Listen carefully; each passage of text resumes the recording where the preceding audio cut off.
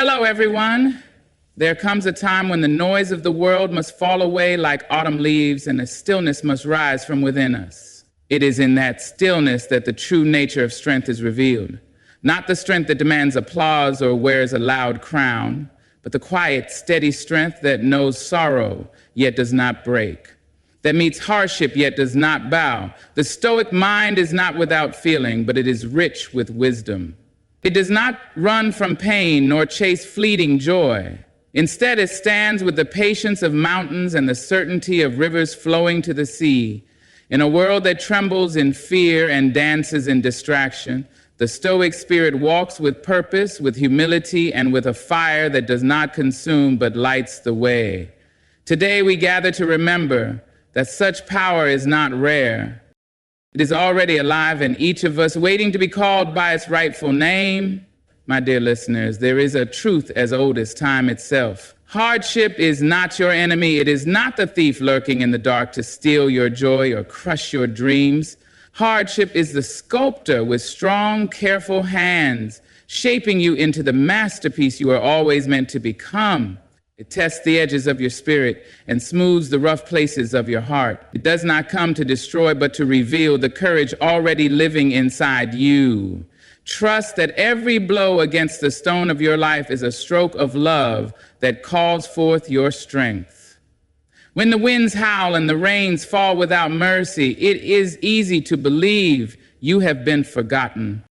But my dear ones, you must remember that diamonds are made beneath mountains of pressure, and gold is purified through relentless fire. No soul grows strong without struggle. No spirit shines without having walked through darkness. Every tear you shed waters the seeds of resilience within you. Every stumble you endure builds the ground where your greatness will one day stand tall and unshakable. It is tempting to resent the trials, to curse the weight you are asked to carry. But resentment is a heavy chain, and it will keep you from walking free. Instead, bless the road, bless the thorns, bless the hard days that ask you to dig deeper than you thought you could. You are not being punished, you are being prepared. Your character is being shaped with hands wiser than your own. There is beauty even in the breaking when you understand that you are not being broken apart but broken open. Hold your head high when the night is long and the burdens grow heavier. Speak to yourself with the gentleness you would offer a weary friend. Tell yourself that you are learning, you are growing, you are becoming. Strength is not the absence of pain, but the refusal to surrender your spirit to despair. Let the challenges come. Let them beat against your door. You will meet them with open arms and a heart that says, "Teach me. Mold me. I am ready." The world will try to tell you that you must avoid discomfort at all costs. It will whisper that hardship is unfair, that ease is the reward for the worthy. But the stoic mind knows better. The stoic heart understands that real power is not handed out like favors. It is earned in the quiet battles, in the moments no one else sees, when you choose to stand firm instead of running away. Trust the process that feels like breaking, because it is in truth the making of you. And so I say to you now, walk through your trials with grace. Embrace every hardship as an invitation to step closer to the person you were always meant to be. Know that no struggle is wasted. No pain is pointless. You are being chiseled into something rare and magnificent. The world does not need more people who have never suffered. It needs more souls who have suffered and yet still choose to love, to hope, and to rise. Carry this truth with you like a banner across your spirit, and let no hardship ever cause you to forget who you are. My dear listeners, understand this with all the tenderness and all the fire your heart can hold. Emotions will rise like great waves within you, and they will crash against the shores of your mind. Some will roar with anger, others will whisper with sadness, some will sing with fleeting happiness. They will come, they will go, they will leave their footprints across your spirit, but they are not the masters of your house. You must be the keeper of your soul and the guardian of your peace. There is no shame in feeling deeply. There is no weakness in crying when the world feels too heavy, or laughing when the light breaks through the clouds. But my dear ones, never surrender the keys of your mind to emotions that were meant to pass through and not to stay. Let joy visit and dance. Let sorrow sit for a moment. Let anger knock and speak its truth. But when they leave, you must remain rooted, still, and strong in who you are. If you allow every passing feeling to build a throne in your mind, you will be ruled by chaos. You will be tossed about like a ship without anchor. The stoic heart knows that emotions are valuable messengers but dangerous masters. Feel them, respect them, listen to their stories, but do not hand them your voice. Do not let them write the ending of your tale. Stand firm and know that you are greater than any momentary storm. There will be days when grief will sit so heavy on your chest you will wonder if you can take another breath. There will be hours when rage will thunder through your veins and demand that you strike back. There will be nights when loneliness will creep in like a shadow and whisper lies into your ears. In these moments, my dear listeners, you must remember that emotions are weather. They are not the sky. You are the sky. You are the vastness that holds it all and yet remains unchanged. Train your mind to be a refuge, not a battlefield. When sorrow knocks, welcome it with kindness, but do not feed it until it owns you. When anger flares, acknowledge its fire, but do not let it burn the bridges you have built with love. When fear trembles within you, listen to its warning, but do not let it chain your feet. Hold your ground with grace. Walk through every emotion with the dignity of a soul that knows its true home is in peace. And so I say to you, guard the temple of your mind. Tend to it like a sacred garden. Let no passing storm uproot the seeds of wisdom you have planted. Let no fleeting sorrow tear down the walls of your courage. Emotions will come, emotions will go, but the mind that stands watchful and the spirit that remains faithful will endure and flourish long after the storm has passed. My dear listeners, hear me well. Freedom does not live in doing whatever you please whenever you please. Freedom is born from discipline, from choosing again and again the path that serves your highest good, even when it is the harder road. Joy is not found in chasing every passing whim. Joy is found in the deep well of acceptance, in knowing that there are things you cannot control and yet still you rise. A disciplined mind and a surrendered heart are the twin wings that will lift you above every storm. Choose them both, and you will know a freedom no chain can ever touch. There is a kind of joy that sparkles for a moment and then fades like smoke. But there is another joy, a richer joy, that grows deep roots and does not wither when the sun hides its face. That joy is planted when you stop fighting what you cannot change. It blossoms when you stop shouting at the rain and learn instead to dance beneath it. Acceptance is not weakness, it is strength wrapped in grace. It is the quiet power that says, I will bend, but I will not break. Many people believe discipline is a prison. They think it binds the spirit and suffocates the soul. But my dear ones, discipline is the friend that walks you safely through the wilderness. It is the hand that steadies you when temptation calls your name in sweet and dangerous tones. Discipline is the anchor that holds you steady in the roaring seas of life. And it gives you the structure you need to build a life of meaning. It is not your jailer, it is your liberator. When you let go of the need to control what is not yours to command, a new kind of peace will rise within you. You will stop measuring your worth by the storms that pass your way. You will stop cursing the winds and start setting your sails. You will stop demanding that life be easy and start choosing to be strong. You will laugh louder, you will breathe deeper, you will walk lighter because you are no longer fighting battles that were never yours to win. My dear listeners, you are not called to carry every burden nor to fix every broken thing. You are called to do your best with what is in your hands and to let go of the rest. You are called to stand tall when the winds blow fierce and to rest easy when the work is done. True strength is not found in the clenching of your fists, but in the opening of your heart to whatever the day may bring. Joy and freedom are not found in the absence of hardship, but in the mastery of your own response. And so I tell you now, claim your freedom through discipline and find your joy through acceptance. Hold yourself steady like a tree rooted deep in the earth. Bend with the winds, but do not fall. In the rain, blossom in the storm.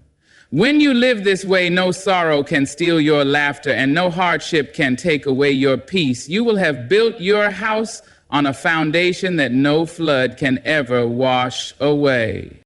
My dear listeners, there will come a time when anger will rise up in you like a fire seeking to consume everything in its path. It will demand that you speak quickly, act recklessly, and tear down what you have taken years to build. But I urge you, do not be a servant to anger. Do not let it seize the reins of your voice or the pen of your story. Instead, reach deeper. Speak from the place where truth lives long after the flames of rage have burned out. Speak from the well of wisdom that knows when to fight and when to stand still. Anger is a visitor, sometimes necessary, but it must never be allowed to rule. It can alert you to injustice, it can stir you from apathy, but if you let it build a home in your heart, it will poison the waters of your peace. My dear ones, words spoken in anger have long shadows. Actions taken in anger can leave wounds that no apology can ever fully heal. Choose to be slow to speak and even slower to strike. Let your truth rise from a place of calm understanding and enduring strength. There is no honor in shouting louder than others. There is no glory in striking first and thinking later. True power is found in the one who can stand in the midst of chaos and still choose the language of dignity. True courage is shown by the one who can burn with righteous fury and still act with grace. Let your anger be like a spark that lights a candle, not a wildfire that leaves only ashes behind. Let your truth be a balm that heals, not a sword that destroys. The Stoic mind does not deny anger, but transforms it. It gathers the heat of fury and channels it into building, not breaking. It takes the sharpness of hurt and hones it into clarity and purpose.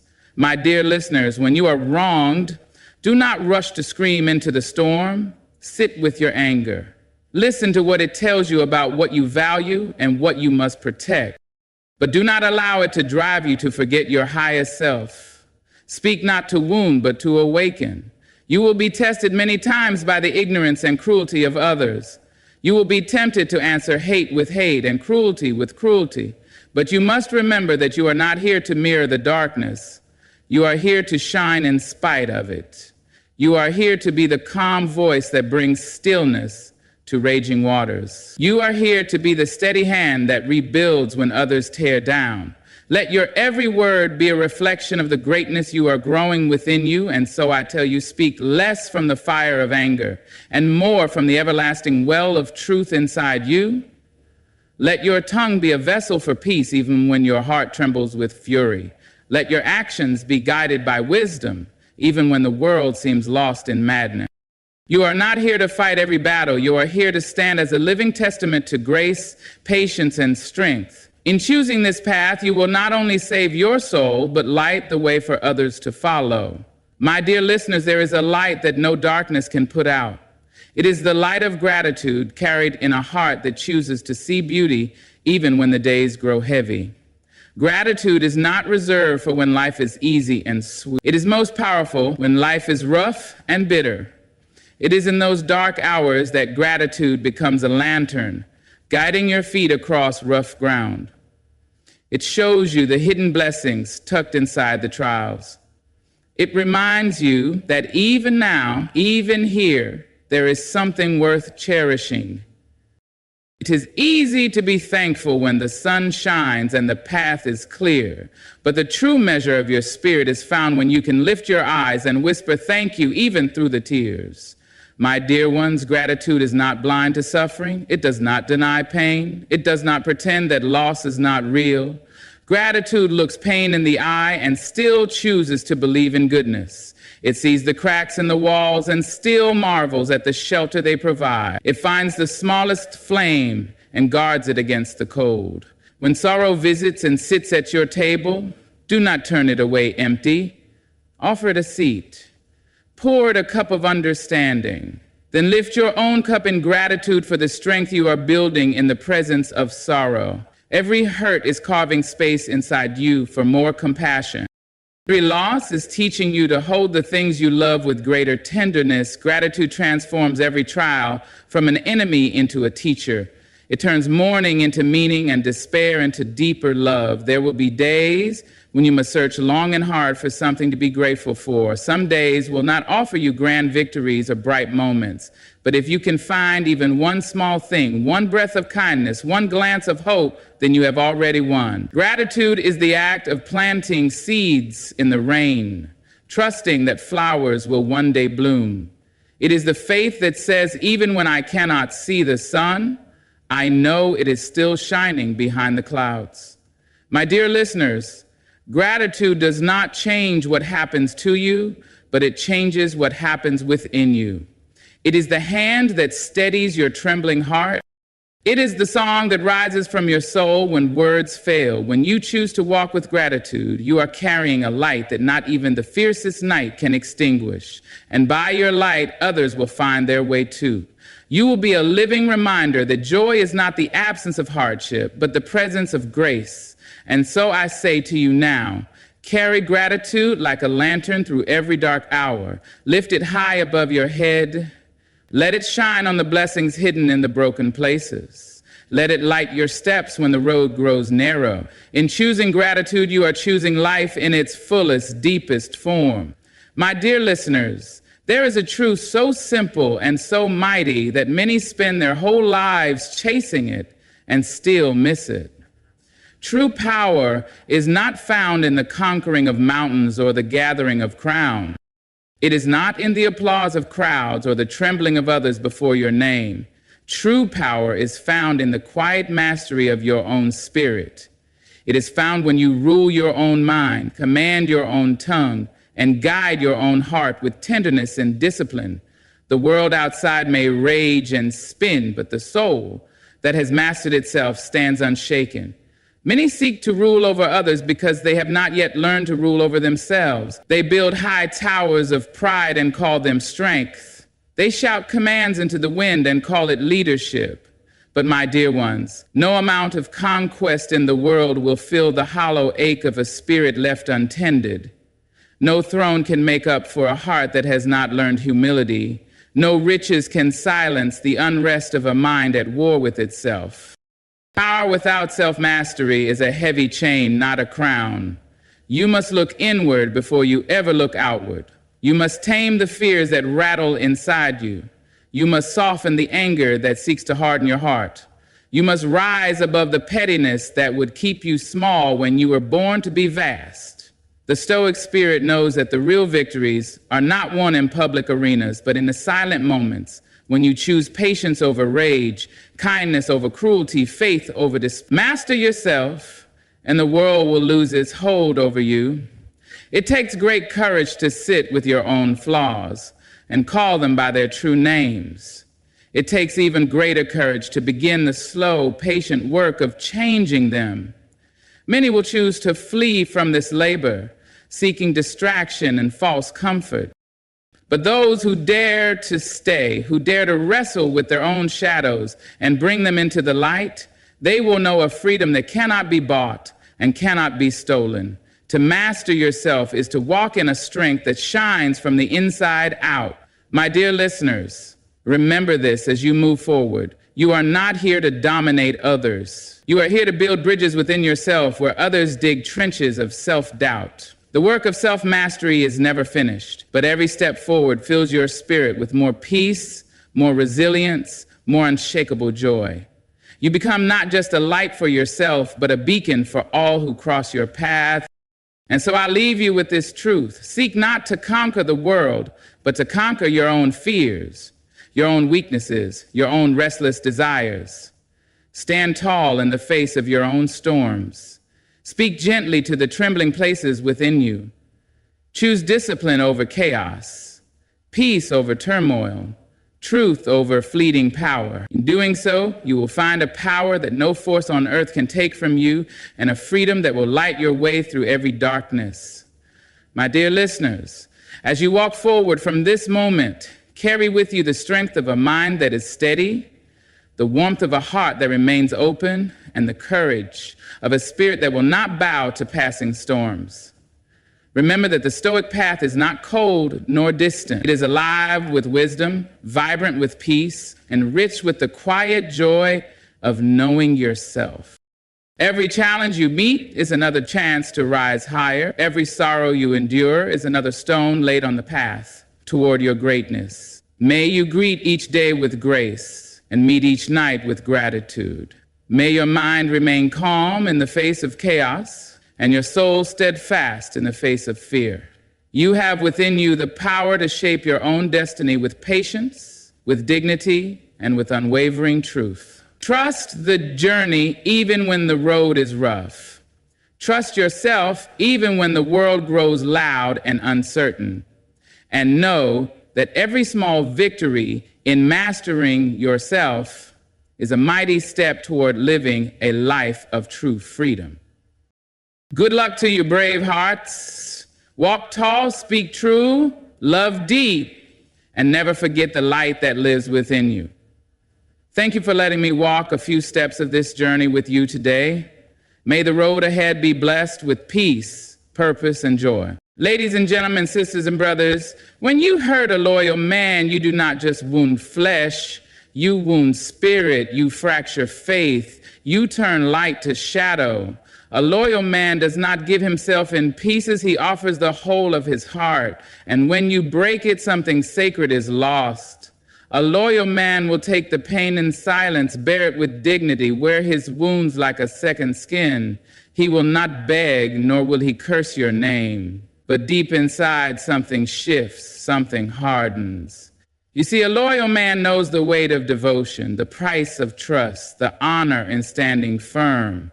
But once that loyalty is betrayed, the road back is long, and more often than not, he will not walk it again. He will not seek vengeance, for vengeance is the burden of the weak. He will not raise his voice, for the loudest storms move in silence. He will not crumble, for his strength was never yours to break. But he will remember, oh yes, he will remember, and in that remembering, he will rise anew. A loyal man does not break easily, but when he does not return. He stands like a mountain, weathered by storms, kissed by the sun, carved by time itself. He does not waver in the winds of doubt, does not falter in the face of struggle. His love, his devotion, his trust, they are not given in halves. No, a loyal man is whole in his giving, steadfast in his standing. But when that loyalty is taken for granted, when the hands he held turn to daggers, when the love he poured is cast aside like dust in the wind, something in him shifts, something deep, something irreversible. He does not break at the first crack. No, a loyal man is not so fragile. He endures, he forgives, he hopes. He believes in the goodness of the ones he has chosen. He will stand in the storm, unshaken, thinking, surely the winds will die down, surely the rain will cease, surely the heart that once beat with his will not turn to stone. He will give chances even when he knows he should not. He will hold on even when the rope burns his hands. He will choose faith over fear, love over anger, patience over pride. He will bleed before he ever lets go, but there comes a moment, quiet and final, when something inside him dies. It does not happen in rage, nor does it come with noise. It is a slow, cold realization, like the last embers of a fire turning to ash.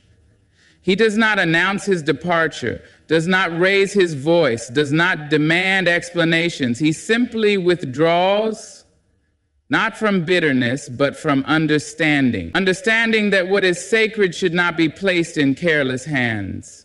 Understanding that loyalty without respect is a burden, not a bond. Understanding that the one he stood for, the one he fought for, the one he bled for, was never worthy of the battle. And when he leaves, he does not look back. It is not because he no longer loves. A loyal man does not unlove easily. No, love lingers, whispers in the empty spaces of his heart, echoes in the silence left behind. But he knows better than to return to what has already burned him. He knows better than to offer himself again to hands that could not hold him with care. He knows better than to water a garden that has chosen to let him wither. So he walks away, Not with anger, not with vengeance, not with cruelty. He walks away with grace, with wisdom, with the quiet dignity of a man who has learned what cannot be taught in words. And those who have hurt him, those who have taken him for granted, will one day understand the weight of what they lost. For a loyal man does not just leave. He removes the world he carried within him. The love, the protection, the unwavering presence, the shield he held up even when he was tired, he takes it all with him. And suddenly, the space he occupied feels like an abyss. The warmth he gave turns to cold. The laughter he shared echoes in emptiness. But by then, he is gone, and the road he once walked with open hands, open heart, open soul, will never see his footprints again. Silence is not weakness, it is the echo of wisdom.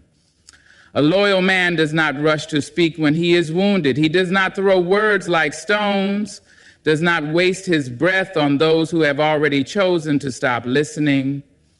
He carries his pain with dignity, lets the weight of betrayal settle in his bones, feels every cut, every wound, and yet he does not cry out. He understands something most do not. Anger is fleeting, but silence is eternal. There is power in restraint, a quiet storm that does not need thunder to be felt.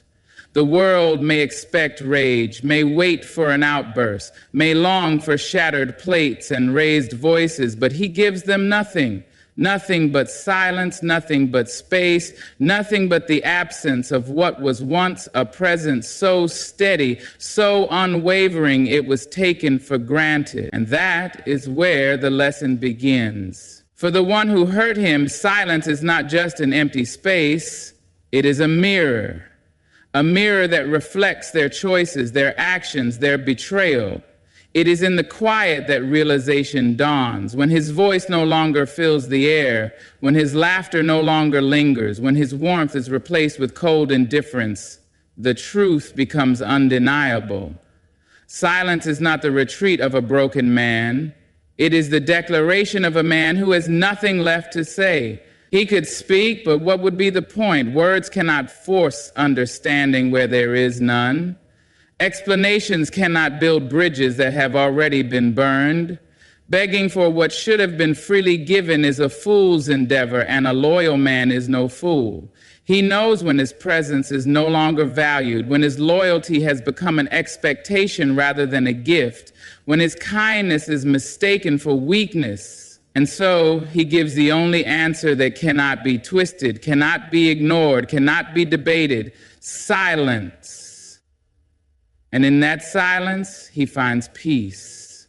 It does not come quickly. At first, the quiet feels like a wound of its own, an unbearable stillness where chaos once lived. He wrestles with the echoes of unspoken words, the ghosts of conversations that will never happen, the weight of things left unresolved. But over time, the silence becomes a sanctuary, a place where he no longer has to fight to be understood, where he no longer has to explain himself to ears that refuse to hear. For those who have wronged him, the silence is something else entirely. It is a slow, creeping realization that the door they once walked through so freely is now closed. It is the absence of a love they thought would always be there. It is the cold of a winter they never prepared for, the darkness of a night without stars, and regret. That quiet thief in the night begins its work. They will reach out, but there will be no answer. They will search for him in the places he once stood, but he will be nowhere to be found. They will call his name, but the silence will answer for him, not out of spite, not out of cruelty, but because some doors once closed do not reopen, because some wounds once inflicted do not heal the way they once were, because a loyal man once made silent does not return to noise. And by the time they understand the weight of what they have lost, he will be too far gone to hear their cries. Betrayal teaches a man what love truly costs. A loyal man does not love with hesitation, does not measure his giving, does not guard his heart behind walls of doubt. He loves in full, in fire, in faith. His loyalty is not a thing of convenience, but a vow unspoken, a commitment etched deep within his soul. He does not love for show, does not stand by you for gain, does not waver when the winds grow fierce. His love is a foundation, a shelter, a place where even the most broken parts of you can find refuge. But when betrayal comes, it does not simply break his heart, it changes his very understanding of what love demands. He does not learn this lesson in an instant. No, at first he resists it. He searches for reason, for clarity, for something to soften the sharp edge of the truth.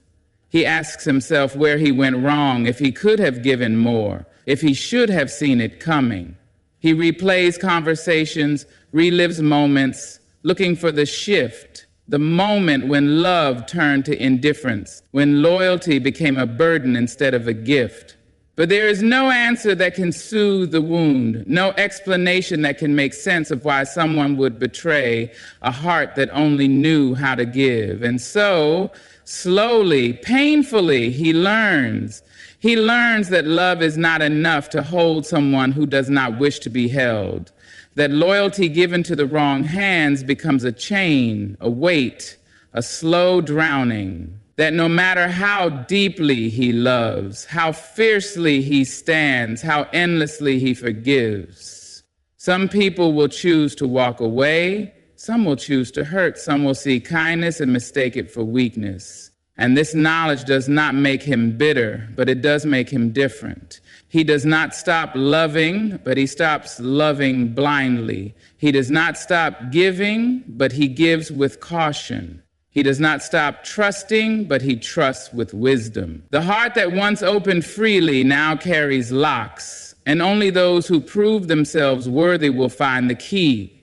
The man who once gave without question now asks himself, does this person deserve what I have to offer? Will they cherish what I give, or will they waste it like the ones before? This is the cost of betrayal. Not just the loss of love, but the loss of innocence, the loss of the simple belief that love, when pure, will always be returned in kind. A loyal man does not leave betrayal unscarred. He carries it with him, not as a burden, but as a reminder. A reminder that love is sacred and not all are worthy of its embrace. A reminder that not everyone who smiles is a friend, not everyone who stays means to stay forever, not everyone who speaks of love understands its weight, but most of all, he learns that love is not just about giving, it is about giving to the right hands. And when he learns this, truly learns it, he will never love the same again. Not with less depth, not with less passion, but with the wisdom to know that love, real love, is not just about what he offers, it is about what is returned. And should betrayal ever come again, he will not be so easily broken. He will not shatter, will not question his worth, will not waste time wondering why, because he will know. He will know that love should never be begged for, loyalty should never be taken for granted, and betrayal, once faced, is a lesson never forgotten. And by the time those who betrayed him understand what they lost, he will be too far gone to teach them. Strength is not in holding on, it is in knowing when to walk away. A loyal man does not give up easily. He does not turn his back at the first sign of trouble, does not retreat when the weight of love becomes heavy. He stays, he fights, he endures. He believes in promises, in shared history, in the quiet language of commitment. He holds on not because he is blind, not because he is weak, but because he knows that love is not always easy, that loyalty is not just for sunny days, but for storms as well. But there comes a moment, slow and certain, when he understands that staying is no longer strength, it is self-destruction. At first, he will resist this truth. He will make excuses, will search for reasons to remain, will convince himself that things will change, that time will heal, that love, no matter how bruised, can still be saved. He will tell himself that leaving is failure, that walking away means he was not strong enough, not patient enough, not loving enough. But love should not be a place of endless suffering.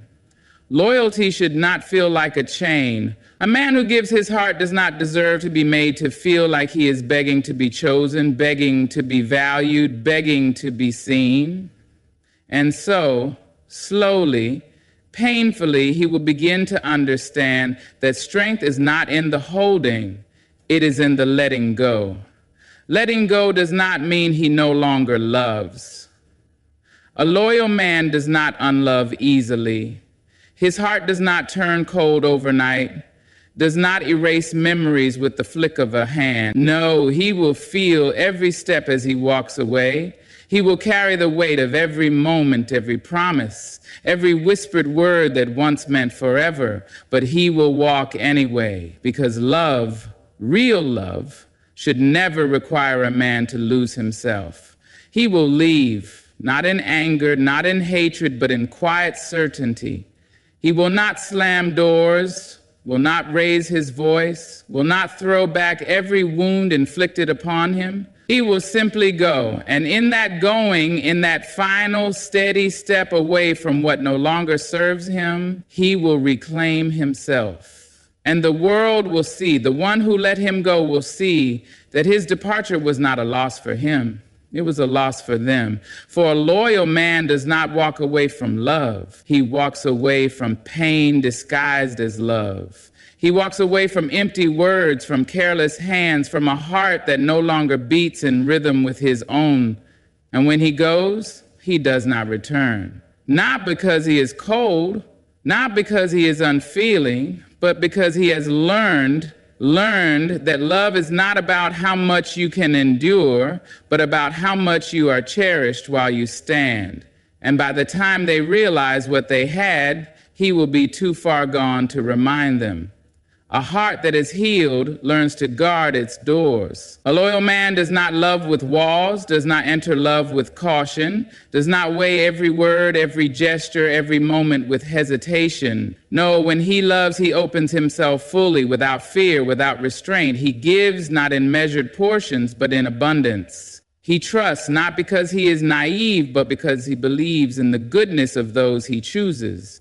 His heart is an open door, welcoming, warm, a place where love can rest without fear of being turned away.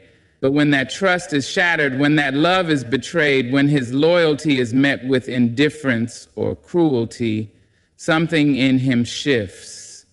The door does not close all at once. It creaks, it hesitates, it lingers in the hope that maybe, just maybe, things will change. But when the lesson is clear, when the wounds run too deep, when the heart that once beat so freely is left bleeding on the floor, the door shuts. Not with anger, not with malice, but with understanding. Understanding that love, real love, does not demand that he destroy himself. He does not become bitter, does not become cold. A loyal man does not let pain turn him into something he is not. But he learns. He learns that love, though beautiful, is not without cost. He learns that trust, once broken, is not easily restored. He learns that not everyone who knocks deserves to enter.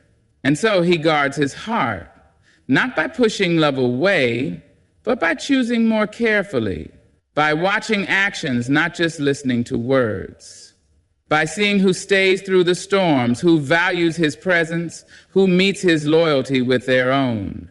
He no longer offers his heart freely, no longer gives without knowing if the hands that receive him will hold him gently. He no longer believes that love alone is enough, because he has learned that love, when placed in the wrong hands, can be a weapon just as easily as a gift.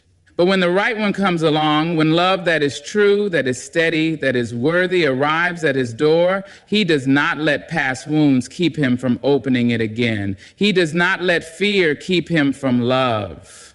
He simply knows now that a heart once broken is too precious to be broken again. And so he lets love in, but only the kind that knows its worth. Only the kind that does not take him for granted, only the kind that holds his loyalty like the rare treasure it is. And by the time the ones who hurt him realize what they lost, the door will be closed and he will not be waiting on the other side. Regret always arrives too late. A loyal man does not seek to be unforgettable. He does not love with the intention of making someone miss him when he is gone. He does not give his time, his patience, his presence as a weapon to be wielded in absence.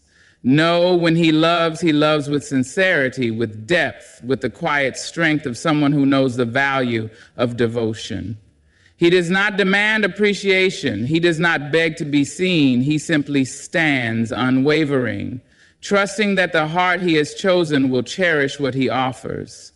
But not everyone understands the worth of a loyal man while he is still standing beside them. At first, they take his presence as certainty. They believe that no matter how they treat him, no matter how they neglect or wound him, he will remain. They mistake his patience for endless endurance, his kindness for blind devotion. They assume he will always be there, waiting, forgiving, hoping. They think they have time to change, time to appreciate him when it is convenient, time to love him properly when they are ready. But time does not wait, and neither does a man who has learned his worth. By the time they realize what he was, by the time they see the weight he carried, the sacrifices he made, the love he gave so freely, he will no longer be there to receive their apology.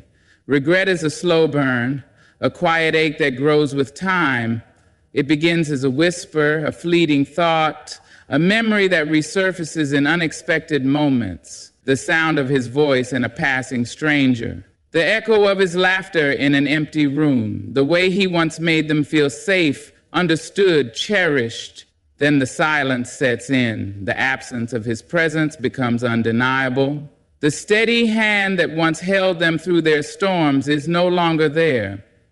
The comfort they once dismissed as ordinary is now a void they cannot fill. They will reach for him only to find that he is gone, not out of anger, not out of spite, but out of the simple truth that love, once thrown away, is not always given back. And in that moment, they will understand that regret is the cruelest teacher of all. It does not arrive with warnings. It does not come when there is still time to make things right. It comes only when the lesson can no longer be undone, when the choices made have already carved their consequences into stone. It arrives when he has healed, when he has moved on, when his love is no longer theirs to claim. They will reach out, but their words will come too late. They will apologize, but the wounds have already healed without them.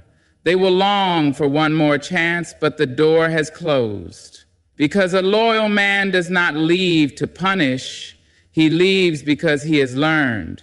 Learned that love should not require him to beg to be valued. Learned that no matter how much he gives, he cannot make someone appreciate what they refuse to see. Learned that his heart is not a place to be taken for granted, and by the time they understand his worth, he will be too far gone to remind them. A loyal man is not easily broken, but once he is never the same again.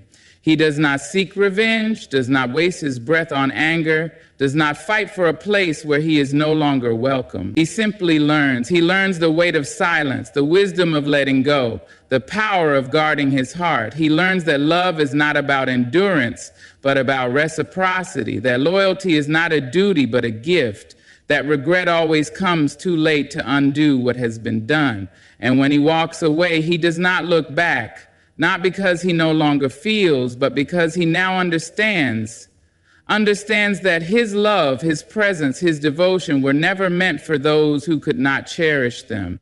So, to those who have loved and lost a loyal man, may you learn the value of what was given before it is gone.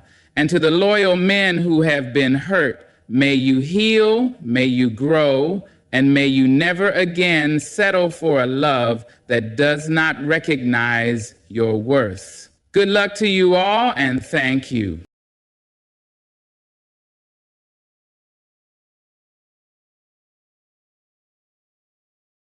Hello, Evie.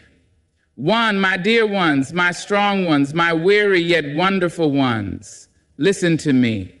If you find yourself stuck in the past, tangled in the thorns of yesterday's sorrow, I tell you now, you are not alone.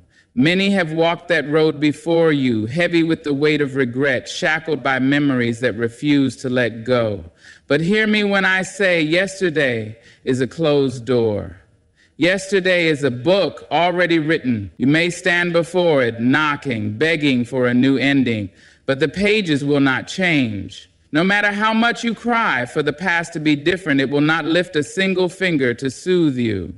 And so, my dear one, why do you linger there? My dear ones, listen closely. The past has a voice, and oh, how loud it can be. It whispers in the quiet moments, reminding you of what you should have done, what you should have said, what you lost, what you missed. It plays old scenes like a tired film, rewinding again and again until you forget that life is still moving forward without your permission. But let me tell you something. Yesterday is a lesson, not a life sentence. You were never meant to carry its weight forever. You were meant to learn, to grow, to take what you need and leave the rest behind. The past is a teacher, yes, but it is not your home. You do not belong to what has already been. I know you want to change it. I know you want to reach back through time, shake your old self by the shoulders and say, do it differently. But no matter how much you plead, the past will not rewrite itself for you. You can stand in the middle of the night staring at the ceiling, retracing every step, but the past behind you has already been walked. The words have already been spoken. The choices have already been made. And yet, here you are, still standing, still breathing. If the past could hold you forever, you would not be here now. If regret had the power to stop you completely, you would not have woken up this morning, but you did, and that is proof enough that life is not done with you yet. You must understand, pain does not mean punishment. Mistakes do not mean defeat. What happened then was not the end of you. It was a chapter, not the whole story. It may have been a hard chapter, a heavy one, the kind that made you cry, made you fall to your knees, made you wonder if you would ever feel whole again. But the book is still being written, and you are still holding the pen. The past is a place you visit only to gather wisdom, not to live. If you hold on too tightly, you will miss what is happening now. You will miss the sun rising over new possibilities, miss the kindness of a stranger, miss the love that is waiting to find you. You will miss yourself, your strong, beautiful, resilient self who is still capable of joy, of laughter, of building something better. Let me say this to you now and say it plainly. You are allowed to move on. You are allowed to step forward without guilt, without shame, without carrying the burden of what once was. Your past may have shaped you, but it does not define you. The lesson is yours to keep, but the pain is not yours to carry forever. So take a breath, my dear one. Take a step and then another, because life is still calling your name and it is waiting for you to answer. Memories have a way of holding on, don't they? They sit quietly in the back of your mind, waiting for the right moment to rise, to remind, to replay. And sometimes they do not come softly. Sometimes they come like a storm, crashing through your peace, dragging old regrets and lost chances into the light. You think about what you should have done, what you should have said, how things could have turned out if only you had been stronger, wiser, braver. But no matter how many times you revisit the past, it will not shift for you. It will not reshape itself to fit your wishes. The truth is, you cannot rewrite history. The story has been written in ink, not pencil, and no amount of wishing will erase what has already been. But listen to me closely, my dear one. Just because the past is set in stone does not mean it gets to decide your future. What happened then is part of your story, but it is not the whole book. You may not be able to change the beginning, but the ending, that is still in your hands. There are things in your past that may have broken you, words that cut deep, choices that left scars, moments that stole your breath. And maybe there are days when you feel trapped in those moments, as if time itself refuses to move forward. But time is not holding you there. The past is not reaching out to keep you. It is you who must decide to release it. It is you who must choose to say, this is where I leave it. This is where I walk away. You see, the past is not a place to live. It is a place to learn. Every mistake, every missed opportunity, every heartbreak, each one carries a lesson, a piece of wisdom that was meant to shape you, not shackle you.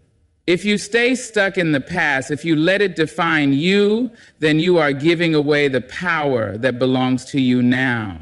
You are allowing a story that is over to control a life that is still unfolding. There is no power in regret, my dear one. No strength in wishing things were different. Strength comes from taking what was and turning it into something new. It comes from looking at your past, even the painful parts, and saying, this taught me something, this grew me, this will not break me.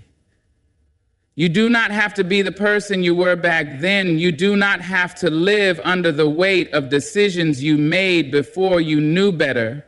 You are allowed to grow. You are allowed to evolve. You are not your mistakes. You are not your worst moments. You are not the things that happened to you. You are the person who survived them. You are the person who is still here, still breathing, still capable of love, of joy, of building something beautiful out of what remains. So do not waste another second trying to rewrite history. Do not let your mind linger in places that no longer exist. Take the lesson, leave the rest, and move forward with grace. Because the past is done, my dear one, but you are just getting started. There are chains that cannot be seen, yet they hold tighter than iron. They are the weight of blame, the burden of regret, the ache of things undone and words unsaid. And the heaviest of these chains is the one we fasten to ourselves, the refusal to forgive. You see, we are often our own jailers. We lock ourselves in the past, rehearsing every mistake, reliving every wrong turn, punishing ourselves over and over as if suffering will change the story. But hear me now. Suffering is not redemption. Regret is not justice. You do not owe your past an eternity of pain. Forgiveness, especially of yourself, is the first step toward freedom. It is not an excuse, nor is it a dismissal. It does not mean that what happened was right. It does not erase the hurt, and it does not rewrite the past. But it does release you. It does unchain you from the weight of yesterday. It does allow you to step forward without dragging 1,000 ghosts behind you. I know the voice inside you. It is sharp, unrelenting. It tells you that you should have known better. It reminds you of every wrong choice, every broken promise, every time you let yourself or someone else down. It tells you that you are undeserving of peace. But I am here to tell you that voice is a liar, because the truth is we are all learning. We are all stumbling our way forward, trying to do the best we can with what we know. And when we know better, we do better. If you have carried guilt like a stone in your chest, if you have allowed shame to become your shadow, then now is the time to let it go. You have punished yourself enough. You have paid for your past in sleepless nights and heavy sighs and the way your heart sinks when you think back to who you used to be. But that person was only trying to find their way, just like you are now. And they do not need your punishment. They need your grace. Forgiving yourself does not mean you forget. It means you learn. It means you take responsibility where you must, but you do not let it consume you. It means you apologize where needed, make amends if possible, and then, oh my dear one, it means you move forward. Because the past is already done, but your future is waiting. And so I ask you this, how much longer will you carry what is breaking you? How much longer will you hold on to pain that serves no purpose? It is time. It is time to release the weight. Time to step into the light. Time to understand that you, just as you are still worthy of love, of joy, of a life not built on regret but on hope. Forgive yourself. Set yourself free, because life is still calling your name, and it is far too beautiful to be spent looking backward. Memories have footsteps. They walk through the doors of your mind, uninvited and persistent. Some come gently like an old friend, bringing laughter and warmth. Others arrive like a storm, loud and heavy, reminding you of things you wish you could forget. They knock at midnight, whisper in the quiet, and sometimes they demand to be felt. But listen to me now. Memories may knock, but you decide whether to open the door. Not every memory deserves a seat at your table. Not every past moment should be given the power to shape your present. Some memories come dressed in regret, wrapped in sorrow, carrying the weight of things undone. They want you to sit with them, to replay them endlessly, to pick apart every detail and wonder, what if? But let me tell you something about what if. It is a thief. It steals your now. It robs you of peace. It keeps you locked in a place that no longer exists. You must understand, my dear one, that the past has no control over you unless you grant it permission. It does not own you. It does not have the right to dictate your joy, your choices, your future. The only power it holds is the power you give it. And if a memory serves only to wound you, then why do you keep answering when it calls? I know sometimes the past does not knock. It breaks the door down. It comes rushing in when you least expect it. You hear a song, you see a familiar face, you step into a place you thought you had forgotten, and suddenly you are there again, reliving a moment long gone. But even then, you still have a choice. You can let that memory sit down, let it take over, let it drown you in sorrow, or you can acknowledge it, nod at it like an old acquaintance, and then let it pass. You are not meant to be held captive by yesterday. You are not meant to live in a loop of regret. The past will always visit, but it does not get to stay. And if it brings only pain, then let it know this door is closed. Because your life is happening now, not in yesterday's shadows, not in the echoes of what was, but in this moment, this breath, this step forward, and that is where your power lies. So the next time an old memory knocks, ask yourself, does this serve me? Does this bring me peace? Does this deserve my time? And if the answer is no, then stand tall, my dear one, and let it pass. Because you have a life to live, and it is waiting for you on the other side of that door. The present is here, now, stretching before you like an open road. It waits for you with quiet patience, offering you the chance to begin again, to breathe deeply, to embrace what is. And yet, how often do we ignore it? How often do we sit with our backs turned, our eyes fixed on what has already passed? As if looking long enough will change what can no longer be touched.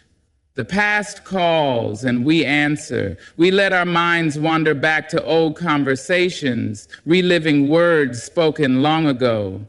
We revisit moments that hurt, moments that slip through our fingers, moments we wish we could rewrite. We cling to memories like lifelines, as if they are the only proof that something real ever happened. And in doing so, we forget something important. We forget that life is happening now. The present is a gift, but it is one we often leave unopened. We push it aside, too distracted by yesterday, too consumed by what could have been. We let moments slip through our fingers while we chase the shadows of what is already gone. We walk through life half aware, caught between regret and longing, failing to see the beauty right in front of us. But let me tell you something, my dear one. No amount of looking back will change the past.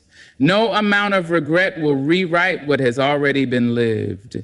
You could spend a lifetime trying to undo what cannot be undone, and still tomorrow will come asking you what you plan to do with it. There is a reason why you are here now in this very moment. There is a reason why the sun still rises for you, why the wind still moves through the trees, why your heart still beats with quiet determination. Life is calling you forward. It is asking you to show up fully, completely, without hesitation. The laughter of a child, the warmth of the sun on your skin, the kindness of a stranger, the simple joy of breathing, all of it exists now, not in the past. If you are too busy looking back, you will miss it. If you let yesterday consume you, you will rob yourself of today. Let this moment be enough. Let this breath remind you that you are still here. Let go of the weight of what was and step fully into what is. Because time does not wait and life does not pause. The only place where change can happen, where healing can begin, where joy can grow is here, now, in the gift of this present moment. So open it. Unwrap it with both hands. Live in it, love in it, grow in it, because once this moment is gone, it will never return. And you, my dear one, deserve to be here for it. Regret is a heavy thing. It sits in the quiet spaces of your mind, whispering stories of what could have been. It reminds you of every wrong turn, every missed opportunity, every word left unspoken. It holds your heart in its grip, making you believe that because you stumbled, you have lost your way. But let me tell you something, my dear one.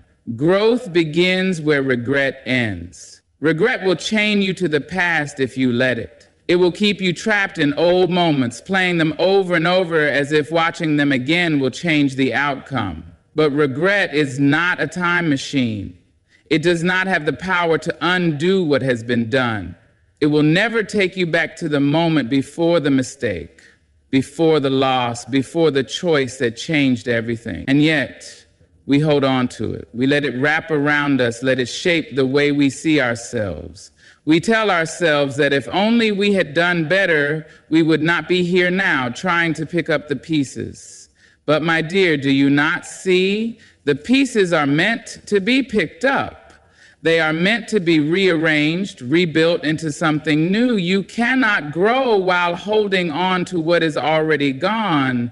You cannot move forward if you are always looking back. At some point, you must decide to release it, not because it did not matter, not because it did not shape you, but because your future deserves more than a life spent mourning the past. Growth comes when you choose to learn instead of linger. It comes when you take the lesson but leave the pain.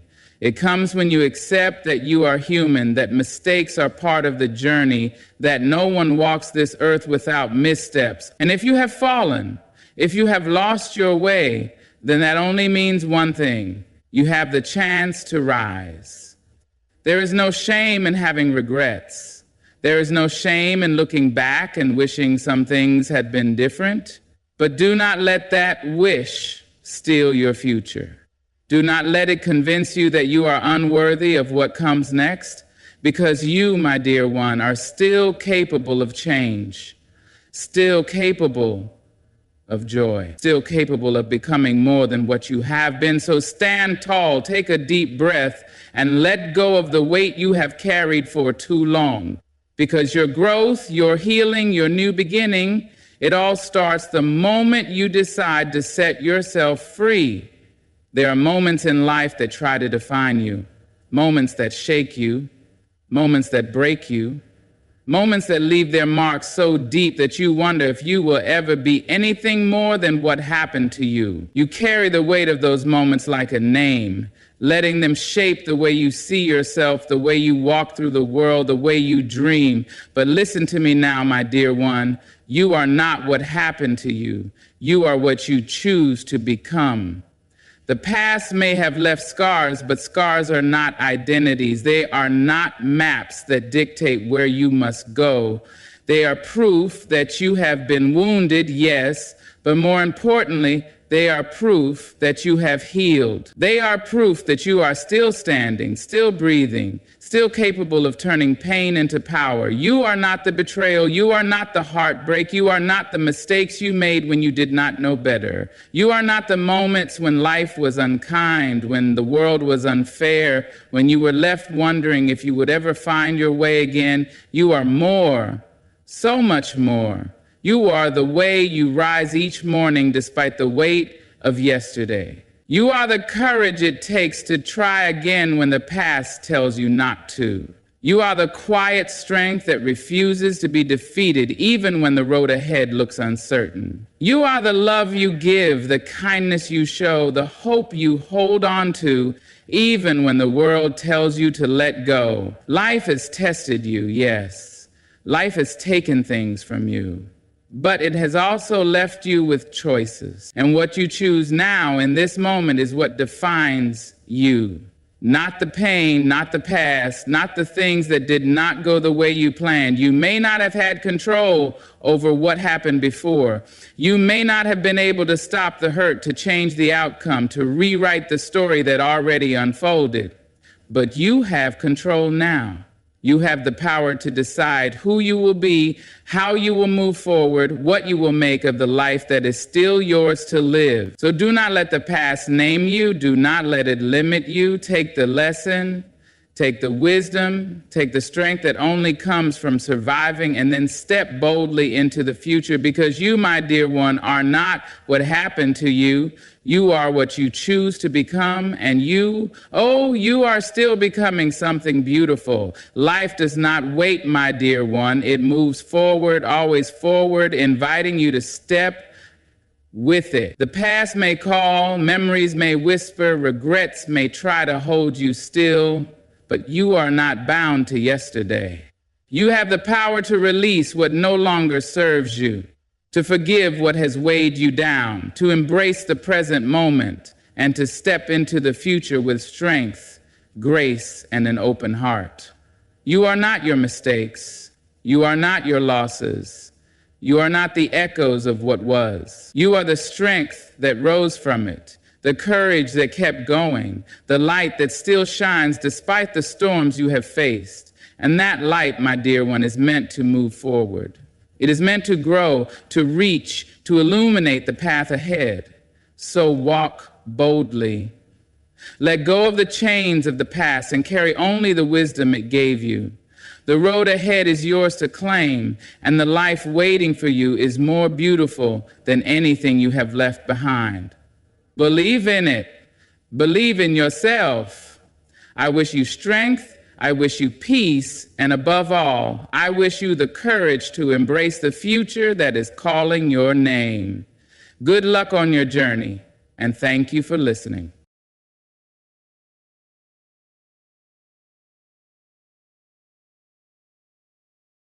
Ladies and gentlemen, there comes a time when silence is too loud to ignore, when the ache in your soul grows heavier than the weight of your bones, and you must ask yourself, what is it that keeps me standing still when I know I was born to rise? We have all felt it. That invisible chain, that soft voice that whispers, not yet, not you, not now. And we obey it, we dress it in reason, we perfume it with excuses, we make it holy when it is nothing but fear. We are held back by the stories we were told and the ones we keep telling ourselves, that we are not enough, that we must wait for someone to come and choose us, that we must earn our place at the table instead of carving our own. But the truth is this: we were never meant to shrink. We were never meant to bury our brilliance beneath the comfort of smallness.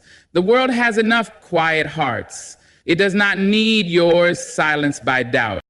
Fear often wears a clever mask. It rarely shows up as a roaring monster, obvious and loud. No, it comes quietly, slipping into our thoughts dressed as reason, disguised as caution, wrapped in logic. It tells us, wait until you're ready, or this isn't the right time. And we listen because it sounds responsible. It sounds like wisdom. But the truth is, it is fear wearing a clean face.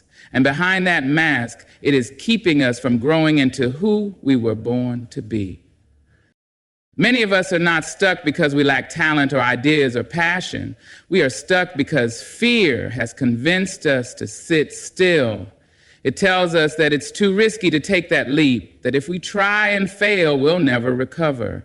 So we begin to justify our stillness. We say, I'm just being realistic. We tell ourselves, it's better to stay where it's safe. And we call it being mature. But inside there is a restless voice, a part of us that knows we are shrinking, that knows we are betraying the very dreams that used to set our soul on fire.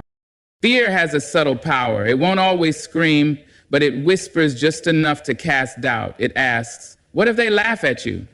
What if you're not good enough? What if you lose everything? It doesn't need to stop us with force. It only needs to plant the seed. And if we water it with our attention, it grows roots in our mind. We begin to believe we are being careful when really we are being controlled. And what's most dangerous is that we believe it is our choice.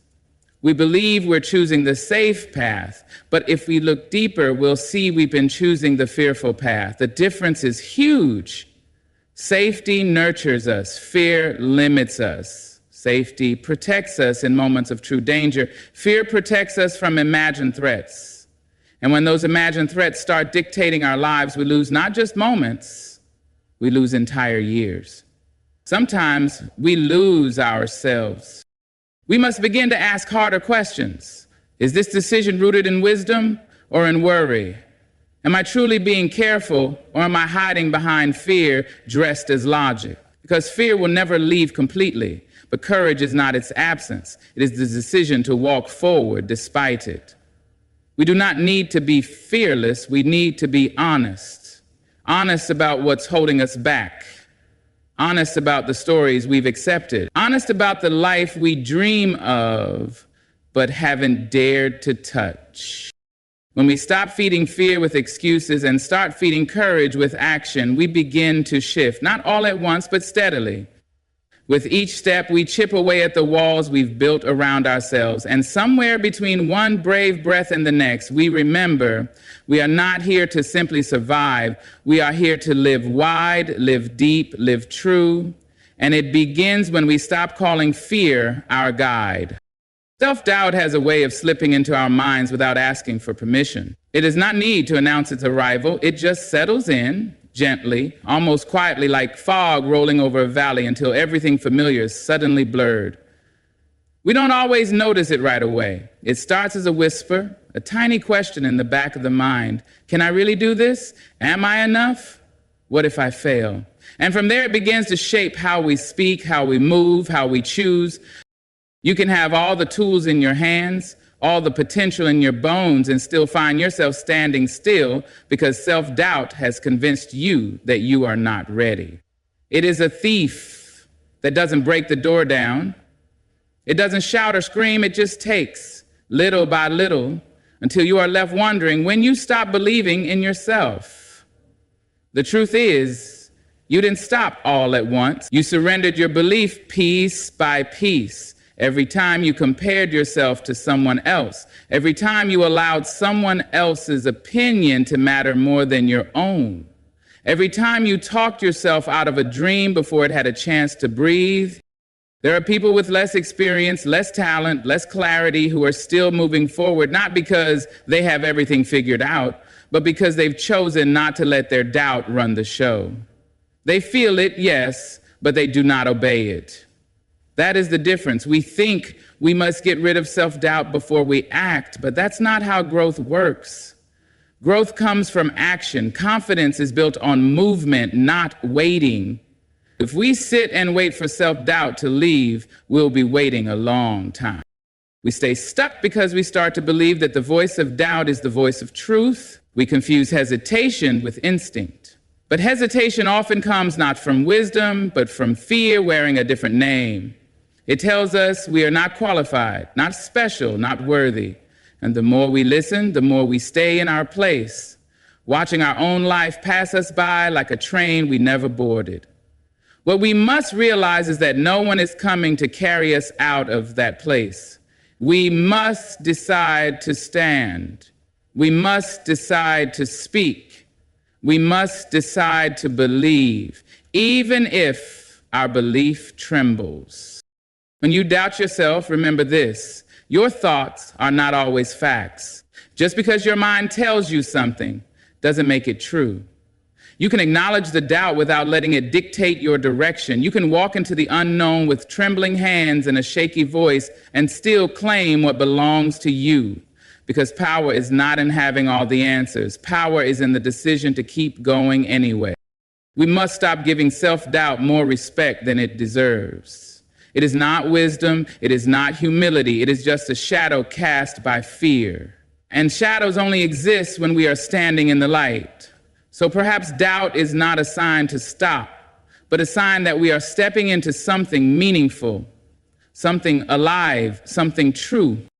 The voice of doubt may never fully disappear, but it can grow quieter as the voice of courage grows louder. And that voice, it already lives inside you, waiting to be trusted, waiting to be heard, waiting to lead you forward. There is something about the past that calls to us, even when we know it holds no future. It wraps around our memory like vines around an old tree, beautiful at times, but heavy. We carry it not just in our thoughts, but in our bodies, in our choices, in our silence. We tell ourselves we've moved on, but if we are honest, we're still holding on to what hurt us. And what we hold on to holds on. That is how the past works. It waits. It waits in the quiet corners of our mind and pulls us back each time we try to rise. We cling to old pain because we believe that if we let it go, we are letting go of justice, of memory, of who we were when it happened. Sometimes we carry it out of loyalty to our younger selves, to the person who didn't know better, to the moments when we felt powerless. Other times we carry it because it's the only thing that still connects us to someone we've lost or something we once were. But pain, when left unhealed, it spreads, it shapes our today. It tells us not to trust, not to hope, not to love too deeply again. And without meaning to, we build our lives around what broke us. You cannot climb forward while looking backward. You cannot heal while rehearsing the same wound. And yet, that is what we often do. We replay conversations. We relive betrayals. We reopen the same scars, not because we want to suffer, but because we think maybe this time we'll find a different ending. But we won't. The past cannot change. Only our relationship with it can. You cannot rewrite what happened, but you can choose how it lives inside you. You can carry it like a burden, or you can carry it like a lesson. One breaks your back, the other strengthens your spine. We stay stuck because we haven't forgiven ourselves for what we didn't know, for what we allowed, for the time we think we wasted. But regret is not a home to live in, it's a signpost. It's there to point you towards something better. We must understand that healing is not betrayal. Choosing joy is not forgetting. Moving on is not weakness. It is wisdom. You do not owe your suffering your loyalty. You owe yourself a life that is not built around pain. And yes, it takes courage to loosen your grip, to no longer let your pain define your story. It takes strength to wake up one day and say, "This happened to me, but it is not who I am." You can remember without reliving. You can honor without holding.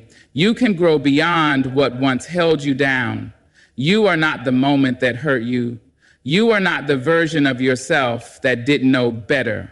You are who you choose to become now. Letting go does not mean you forget. It means you are ready to live again, to breathe freely, to make room for new memories, new laughter, new love. The past may visit, but it no longer has the right to lead.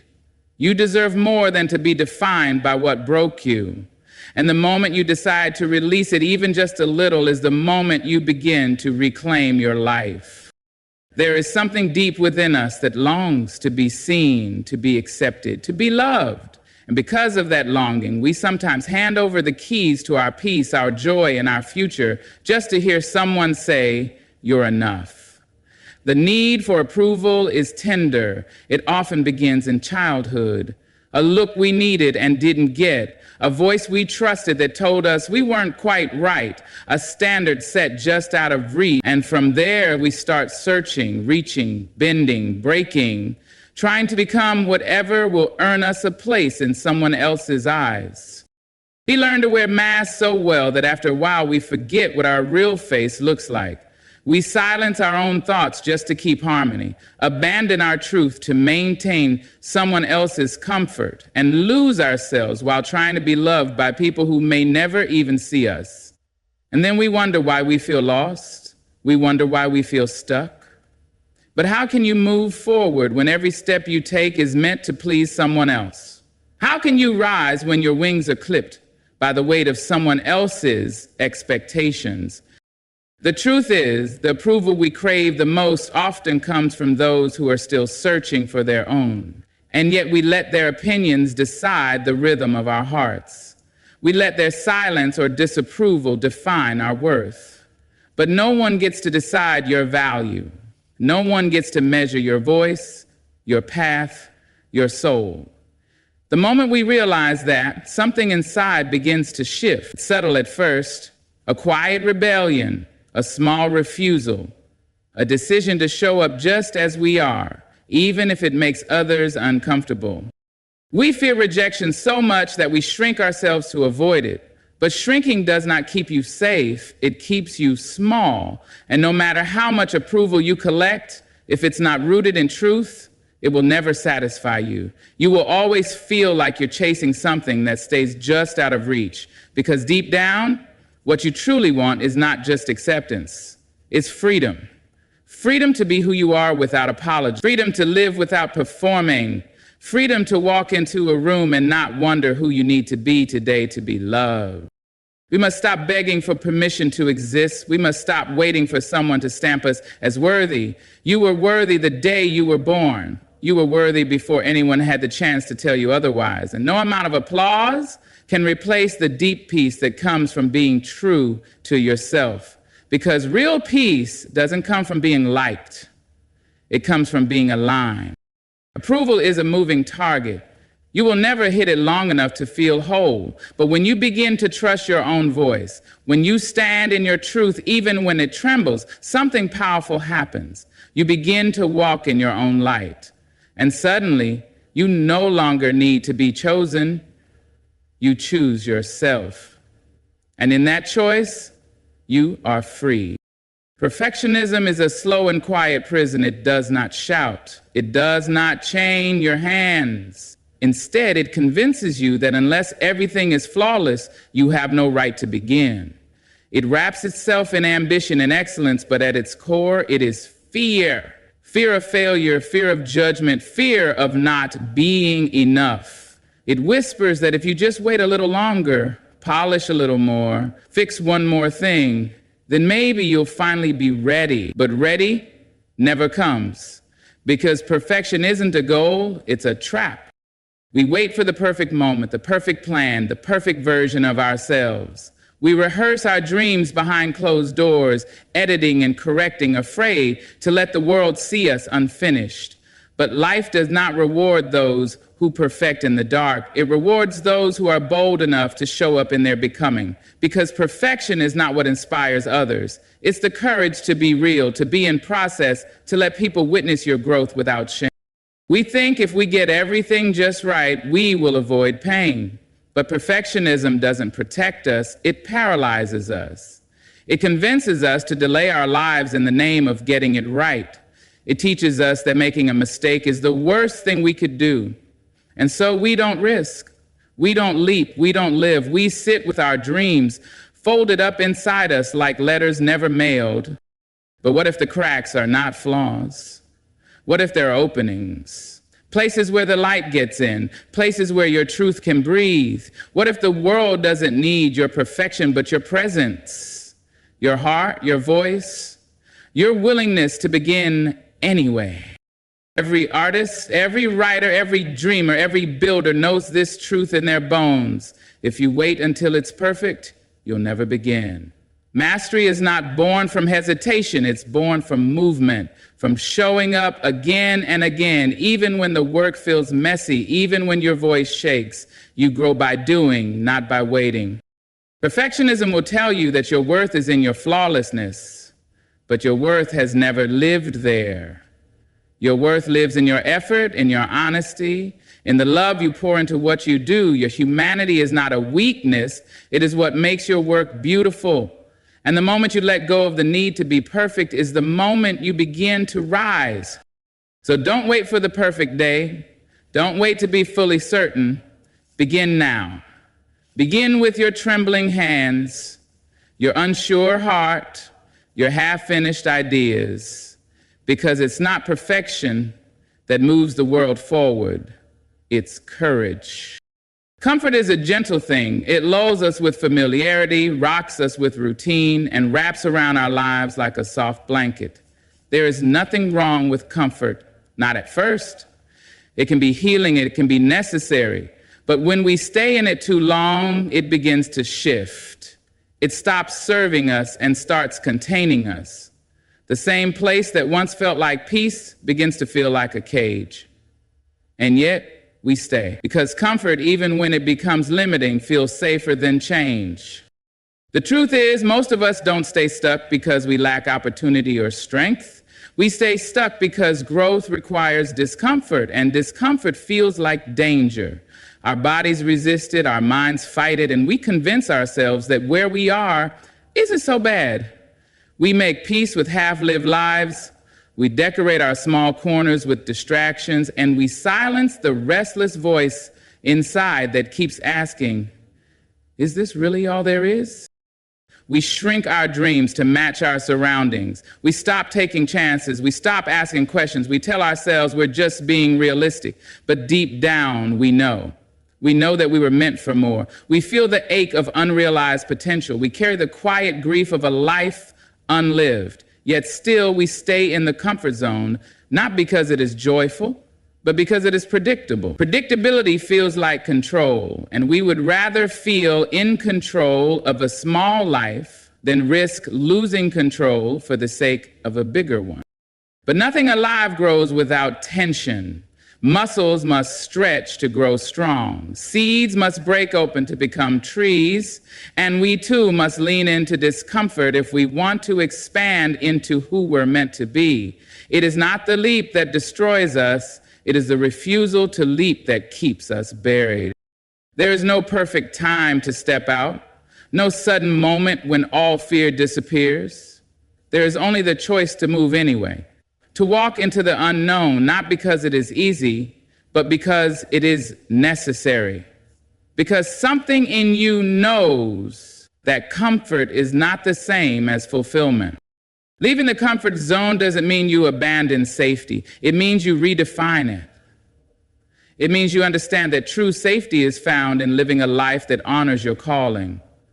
It means you no longer trade your joy for routine. It means you stop dimming your light just to keep things calm. So let the stillness be a teacher, but not a destination. Let comfort be a resting place, but not a forever home. You are allowed to outgrow the life that once fit you. You are allowed to rise. We spend so much of our lives waiting for clarity, waiting for the right sign, waiting for the fear to go away. We convince ourselves that when the timing is perfect, when the stars align, when we feel completely confident, then we will act, then we will speak, then we will become who we were always meant to be. But life does not wait that way. The clock is always ticking, and time does not wait for us to feel ready. Waiting for the right moment is often how we let our lives slip quietly through our fingers. But we tell ourselves stories that soothe the ache of inaction. I'll try after this season, maybe when I have more time. Once things settle down, I'll begin. But days turn into months and months into years, and before we know it, the window we thought we had slowly begins to close. Not because it disappeared, but because we never stepped through it. What we don't realize is that the moment we are waiting for might never come. And if it does, it will not arrive with a banner that reads, "Now is the time." It will look like an ordinary day, a quiet moment, a small decision. We lose so much, not because we are incapable, but because we are waiting to be completely certain. But certainty is not a requirement for movement. Desire is. Commitment is. The willingness to be unsure and go forward anyway, that is where transformation begins. Every bold life, every dream brought to life begin not in perfection, but in motion, not in clarity, but in courage. We think we need more time, but what we really need is to value the time we already have. The truth is now is all we're promised. Not someday, not next year, not when the fear fades. Now, because tomorrow is never guaranteed. And the longer we delay, the harder it becomes to believe that we still can. We must stop standing on the edge of our potential, waiting for a perfect wind to carry us. There is no perfect wind. There is only the leap, and the leap will never feel easy. But we don't grow wings by staying grounded. We grow them midair, in the space between fear and faith, in the space where action meets intention. Life does not come with a map, only a compass that points us inward. And if your heart is stirring, if your spirit is restless, if the dream keeps returning even after you've tried to bury it, that is not an accident. That is your moment. That is your now. You don't need all the answers. You just need to begin